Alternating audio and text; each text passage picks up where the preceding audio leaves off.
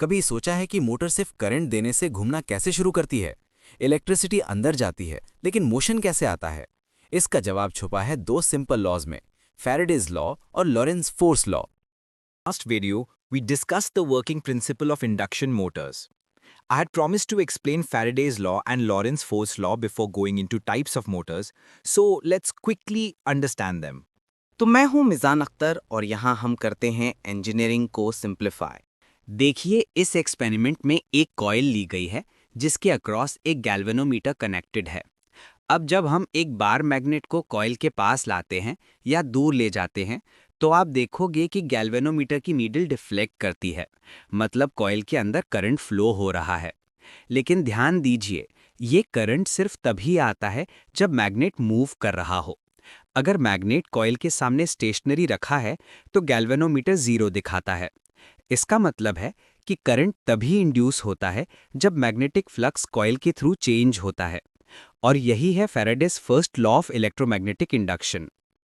Faraday's first law को हम कुछ इस तरह से डिफाइन कर सकते हैं. Any change in the magnetic field of a coil of wire will cause an EMF to be induced in the coil. This EMF induced is called induced EMF, and if the conductor circuit is closed, the current will also circulate through the circuit, and this current is called induced current. जो current induce होता है उसका magnitude depend करता है कि flux कितनी तेज से change हो रहा है। अगर मैग्नेट तेज से मूव करो, डिफ्लेक्शन ज्यादा होगा। यही कहलाता है Faraday's second law of electromagnetic induction. अब मान लीजिए एक मैग्नेट कॉइल के पास मूव करता है। जब टाइम t1 है तब कॉइल का फ्लक्स लिंकेज होगा n∅1 और जब टाइम t2 होगा तब फ्लक्स लिंकेज बदलकर हो जाएगा n∅2। तो दोनों के बीच का चेंज इन फ्लक्स लिंकेज होगा n मल्टीप्लाइड बाय ∅2 माइनस ∅1।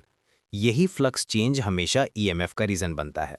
अब अगर हम इस चेंज को टाइम के रिस्पेक्ट में डिवाइड करें तो हमें मिलता है फ्लक्स लिंकेज का रेट ऑफ चेंज, मतलब n/dt। और इस इक्वेशन में जो माइनस साइन है वो लेंज़ेस लॉ को रिप्रेजेंट करता है। लेंज़ेस लॉ कहता है कि इंड्यूस्ड EMF हमेशा उसी फ्लक्स चेंज का अपोज करेगा जिसकी वजह से वो EMF प्रोड्यूस हुआ है। इसी वजह से फाइनल इक्वेशन बनती है E = -n dφ/dt।